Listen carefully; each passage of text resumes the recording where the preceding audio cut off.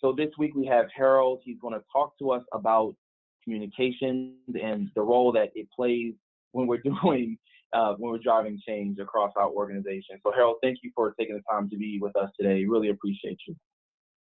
Yeah, thank you for having me. I'm excited to be here. So fun topic. Yeah, cool. So Harold, let's start things off. Can you share with us a little about your background? How did you get involved in the communications field? Yeah, well, funny. I did not set out to do communication initially. So I started out as a corporate trainer up in Dallas, and then I went to San Antonio for grad school, and so a PhD program in org leadership. And so while I was in the program, I thought, oh, let me get a job. You know, I can probably work and do this at the same time. I think I started working out in the IT department doing change management. And I think over time, initially, just technology worked for me. And then I was pretty good at communicating. And so I think by the powers combined, I ended up with that role doing HR technology releases specifically. And then HR hired me to run the communications department, or at least a section of it. And then over time, I became the director of corporate communications at my last employer. So honestly, it's just something I kind of been good at, but never set out for communications to be my specific area of focus. That's interesting. I think a lot of change practitioners actually kind of just fall into this particular line of work. They didn't dream about it when they were in kindergarten. It just kind of happened. Yeah, absolutely agree with you on that story. What's your perspective on communications and its role in driving enterprise change? Yeah, so when it comes down to it, I feel like communications, above anything else, what it really does is create awareness, right? Yes. Awareness that a change is happening in the organization, and by itself, it's not going to drive your change. I think a lot of people think that it is. It's not. It's just going to create awareness, but it can also at the same time create excitement within your organization. So to get people rallied around the change. So number one, tell them that there is a change. Number two, help them get excited about the change. It could also inform them of their role in the change. And at the same time, you know, if there are any questions, communications can kind of help alleviate some of those throughout the process. So it can also have a calming effect at the same time as it does raising excitement. Yeah, no, that's actually really, really good advice. A lot of organizations are implementing just a crazy amount of projects. We're talking ranging between 50 and 200 projects a year. When you have all of these initiatives happening at the same time, how should an organization think about communication? Oftentimes there's a need to tell an integrated story. What are your thoughts on that? What would you recommend to an organization that's just going through a lot of transformation, but there's a need to communicate to different employee segments? What's your thoughts? Yeah, I always think a campaign is helpful, right? So like an overarching kind of umbrella message, and it's like, why are we doing this? You know, so typically you would want that. Well, that's the question everyone wants to know, right? Why are we doing this? And you want it to be two things: aspirational and inspirational, right? So meaning something that people care about, that moves them, but it's also something that they want to attain as well. Yeah. And if you can get your campaign to do those two things and not be too specific, because sometimes, you know, you don't want to be like, you know, our goal is to do X, Y, and Z, because you can kind of get there. But the thing is, you want communications, you want IT, you want finance to be able to find their own way to it, right? Which is kind of why you end up having 200 projects, because whatever your goal is, there's a project for finance, there's a project or IT version of attaining this high-level organizational goal. And so they're all finding their way to it. But at the end of the day, hopefully we all end up in the same spot. So I think campaigns are good. Again, aspirational, inspirational campaigns that have a lot of legs. And you can tweak the messaging underneath it for each of the departments or segments that you're trying to tackle. Yeah. You know, it's funny, as you were talking through that, you know, another question popped up in my head.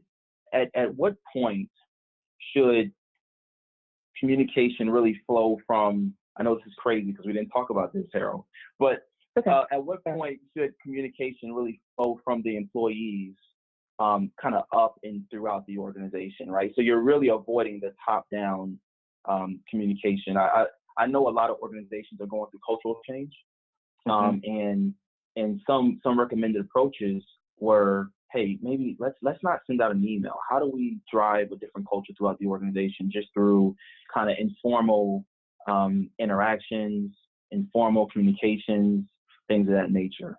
What are your thoughts on that? Yeah.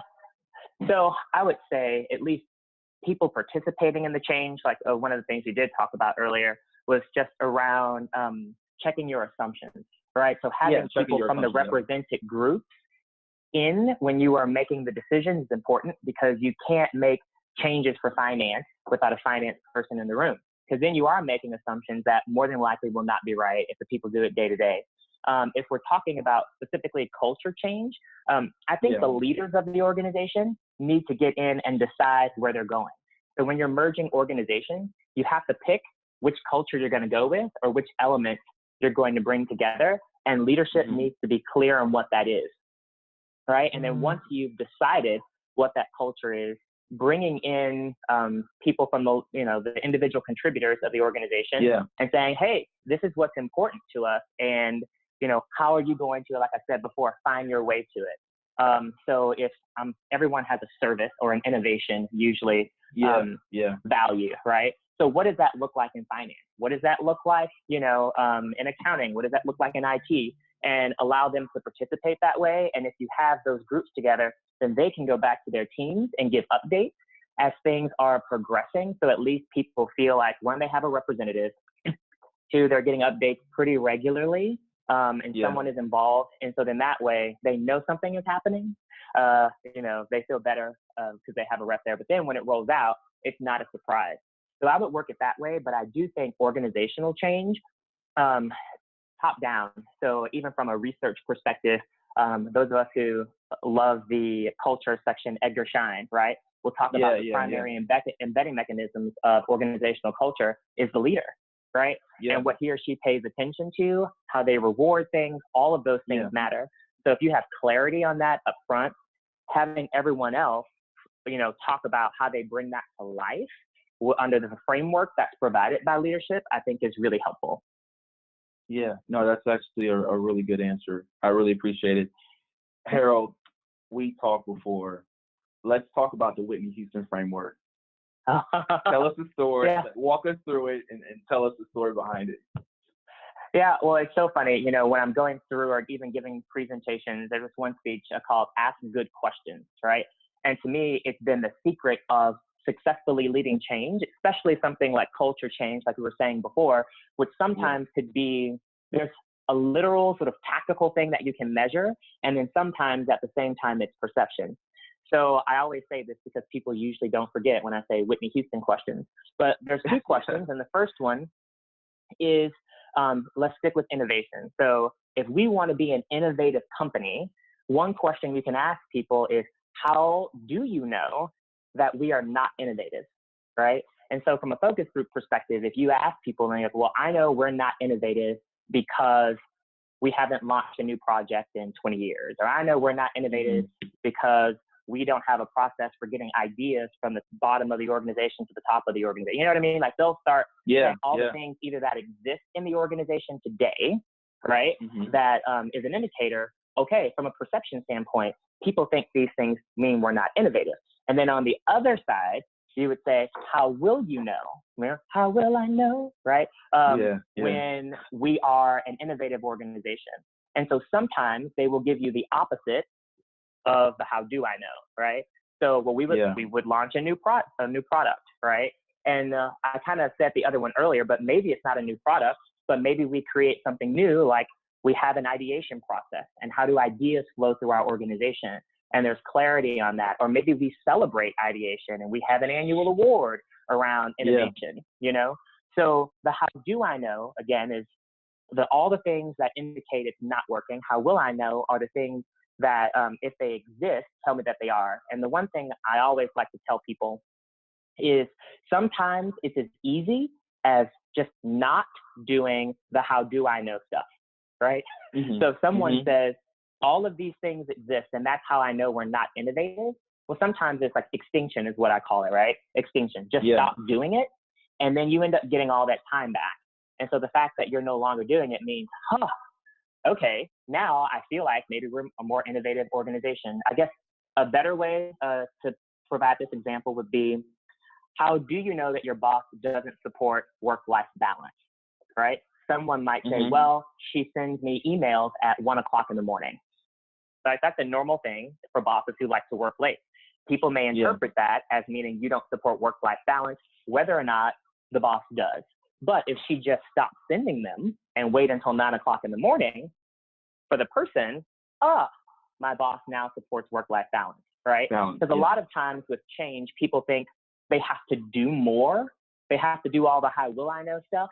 And it's not that you have to do that. Sometimes you just have to stop doing something, give yourself some time back, because that's how people are interpreting it. And if you stop doing that stuff for a while and it doesn't move the needle, then add in some of the other stuff, right? And then you can create the perception or introduce all the variables that tell somebody you are an innovative organization, or as a boss, you support work-life balance. Yeah. No, that's actually really, really good advice. What are some common mistakes that organizations make when it comes to communication? If you ever taken a communication class, they always say it's always best to over communicate. Don't say it once, say it 1,000 times. At least people hear it. Is that a recommended method? What are some common mistakes? Well, I would say the one, I think if we're focusing kind of on change, I would say communicating too early. And I would say before stakeholder management has happened. Meaning, if you haven't gone and talked to the people who matter, and then you're going to start talking about what you're changing before they've been consulted, there's a level of angst and anxiety that's going to happen, and they're going to dig in. And I can give a specific example. I was doing change on a project, and we couldn't get our executive sponsor to go talk to people, right? But no one wanted to move the day, and then we needed to start communicating. And I was like, I think this is bad. But they went ahead and moved forward with the communication. Everyone in the department knew something was changing. No one knew what, and the leaders hadn't been spoken to. And then, right? So I feel like underestimating stakeholder management, which to me, and between the three, stakeholder management, communication, transition management, and training, stakeholder management is where you should spend the majority of your time, because the people are going to be there to open the door when you need them to be there. I feel like that's number one. In terms of, do I communicate 1,000 times? I think there's a thing we always call rhythm at Cardigan, right? So it's like vehicles and timing, those two things. So what are your vehicles? And then what's the frequency to which you will update these, or where people can go back?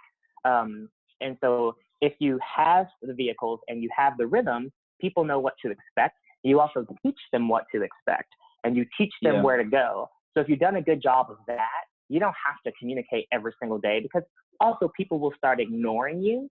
But if I know I have a website where I can go for FAQs and updates about meetings, if I know we're going to have this change impact event on this particular day, or if it's a culture change that, Valerie, who's on my team, right, is going to come in and give me an update on the change, then I'm calm, because I know Valerie's going to come and update me. If I have questions, I can go to the website, and then we have this event coming up, right?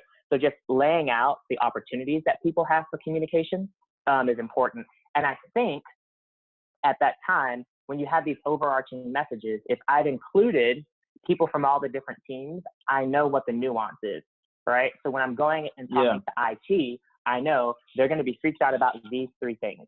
So talk to IT about these three things every single time and provide updates on them, versus just what you want to tell people. It has to be married with what they want to know at the same time.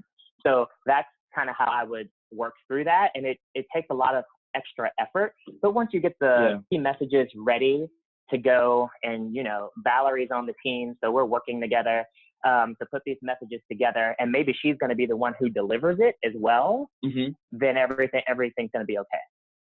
Yeah. And then one last question before we transition towards the end. Yeah. Right now, organizations are bringing on new technology, right? You have, like, back in the day, it was email, maybe it was a personal letter or whatever, right?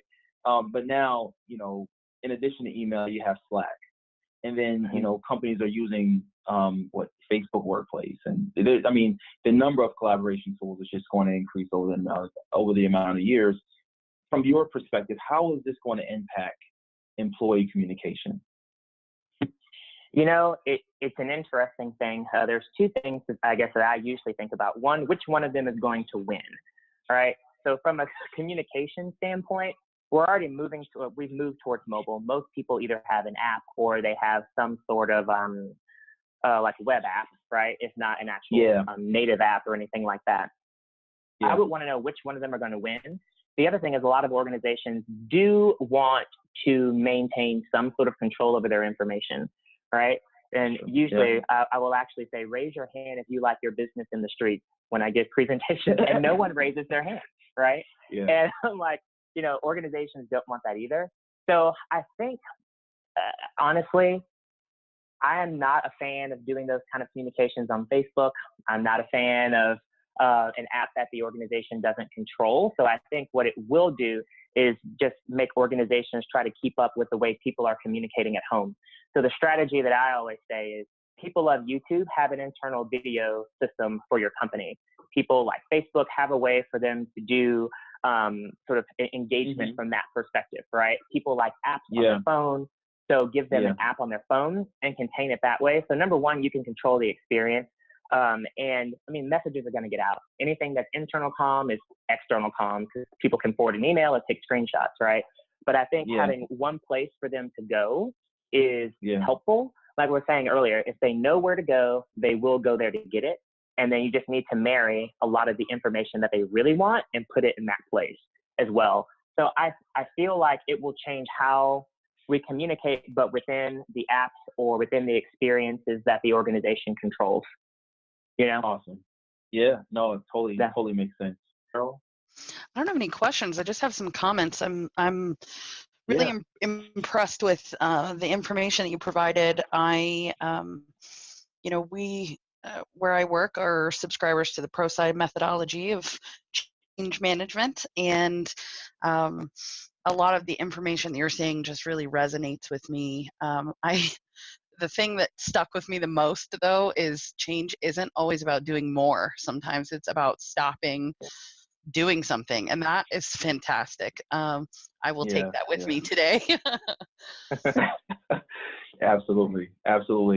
So Harold, tell us more about your company. You're the managing director of the Cardigan Communications Group. Can you tell us about that? Yeah, Cardigan Communications Group. We do communications and culture work for organizations.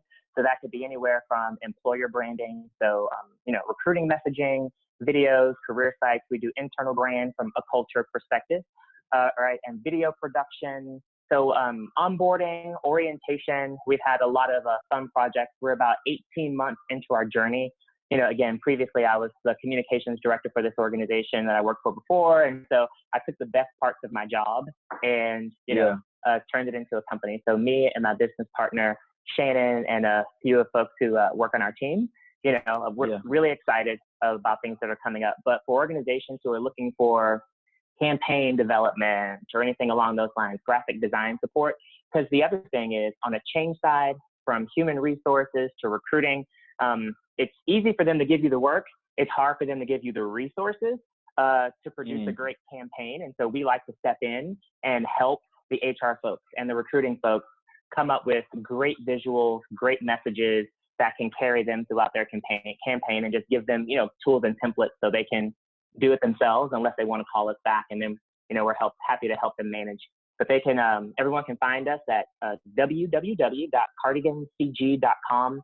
And you can follow me on most things. I don't have a Twitter account, which I probably should, but Harold or not, yeah, I'm like Harold_Hardaway on Instagram, Facebook, but Cardigan for sure is on all the platforms. Awesome. Yeah. Well, Harold, thank you so much for taking time out your busy schedule to be with us today and have this conversation.